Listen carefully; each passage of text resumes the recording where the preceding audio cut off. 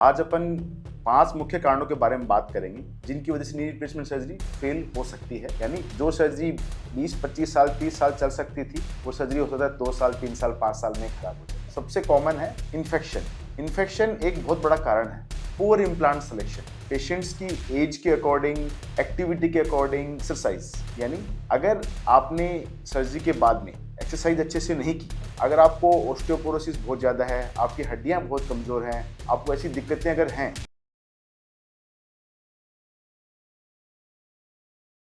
Knee replacement surgery का fail होना ये एक बहुत बड़ा इवेंट हो सकता है किसी भी पेशेंट के लिए। आज अपन 5 मुख्य कारणों के बारे में बात करेंगे जिनकी वजह से नी रिप्लेसमेंट सर्जरी फेल हो सकती है या फिर पाई गई है कि ये 5 कारण मेनली होते हैं जिनकी वजह से ऐसा होता है। सबसे पहला कारण होता है पुअर अलाइनमेंट। जब नी रिप्लेसमेंट सर्जरी की जाती है तो जो अलाइनमेंट इम्प्लांट का बैठाया जाता है, वो इम्प्लांट का अलाइनमेंट यदि परफेक्ट नहीं बैठता है, शेप के अकॉर्डिंग, आपकी एंगल्स के अकॉर्डिंग, आपकी एज के अकॉर्डिंग, तो उस सर्जरी की फेल्योर रेट बढ़ जाती है। फेल्योर इमीडिएट भी हो सकता है, यानी विद इन फ्यू मंथ्स, और या फिर मतलब अर्ली लेट फेल्योर भी हो सकता है। यानी जो सर्जरी 20-25 साल 30 साल चल सकती थी वो सर्जरी हो सकता है 2 साल 3 साल 5 साल में खराब हो जाए। अलाइनमेंट बैठना बहुत इंपॉर्टेंट चीज है। दूसरा जो कारण होता है जिस कारण से नी रिप्लेसमेंट सर्जरी फेल होती है वो होता है, सबसे कॉमन है इन्फेक्शन एक बहुत बड़ा कारण है। इन्फेक्शन को बचाया जाना सबसे इंपॉर्टेंट चीज है।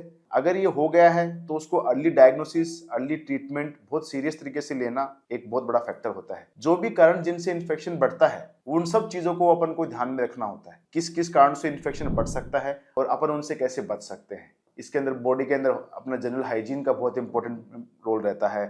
आपके एसोसिएटेड जो बीमारियां हैं, शुगर है, उस सब को कंट्रोल में रखना, ये सब चीजें बहुत इंपॉर्टेंट रहती हैं। तीसरी चीज जो इस सर्जरी की फेल्योर को लिए कई बार जिम्मेदार होती है वो होती है पुअर इम्प्लांट सिलेक्शन। पेशेंट्स की एज के अकॉर्डिंग, एक्टिविटी के अकॉर्डिंग प्रॉपर इम्प्लांट यदि सिलेक्ट नहीं किया गया है, समझ रहे, कोई लो क्वालिटी इम्प्लांट अपन ने यूज कर लिया तो उसकी लाइफ कंपेयर टू नॉर्मल थोड़ी सी कम रहती है। थोड़ा सा उनके जो इंस्ट्रूमेंटेशन होते हैं वो भी बहुत परफेक्ट नहीं होते हैं, जो थोड़े से पुअर क्वालिटी के इम्प्लांट्स आते हैं। तो it's better to go for a good implant rather than going for a multiple surgeries and compromising on the implant part.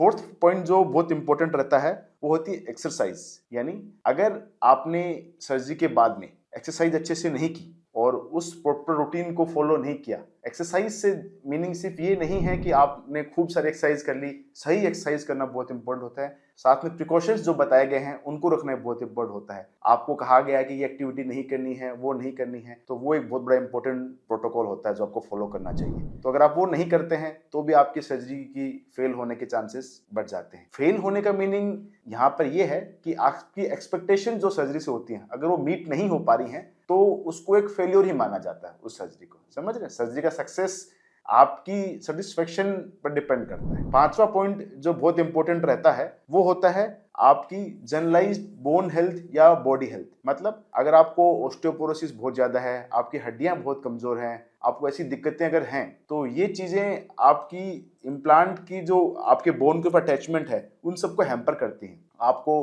Kidney की दिक्कत है, आपको थायराइड की दिक्कत है, आप उन पर बराबर ध्यान नहीं दे पा रहे हैं, तो कहीं ना कहीं वो जो बॉडी का लोड होता है वो बढ़ता जाता है। सर्जिकल एरिया के साथ में इश्यू क्या रहता है कि इम्प्लांट अपनी बॉडी के लिए फॉरेन की चीज है, अपने शरीर का हिस्सा नहीं है, तो बॉडी सबसे पहले वहां रिएक्ट करना चाहेगी। अगर कोई भी इन्फेक्शन हुआ शरीर के अंदर तो सबसे पहले वो चाहेगा कि उस हिस्से को पकड़े जो अपने शरीर का हिस्सा नहीं है। तो नी रिप्लेसमेंट के अंदर इम्प्लांट ऑलरेडी अपनी बॉडी का हिस्सा नहीं है, तो इसलिए अपनी बोन हेल्थ, ऑस्टियोपोरोसिस को मैनेज करना, प्रॉपर सप्लीमेंटेशन लेना, ये आपकी सर्जरी की लाइफ को बढ़ाने में बहुत बड़ा रोल प्ले करते हैं। और इन सब कारणों को बताने के पीछे मकसद आपको डराना नहीं होता है, ये आपको अवेयर करने के लिए है। अगर आपको ऐसा कोई भी कारण है जिस कारण से कोई कॉम्प्लिकेशन हो गई है, आपकी पहले हुई सर्जरी में कोई दिक्कत हो गई है, तो भी revision knee replacement surgeries are also doing very well nowadays. तो आप फिर भी ठीक हो सकते हैं, थोड़ा पहले बचाव रखेंगे तो क्यों जबरदस्ती अपन रिवीजन सर्जरी पे जाएंगे। तो अगर आपको ऐसी कोई समस्या है आप हमसे मिल सकते हैं। डॉक्टर हिमांशु खिचड़।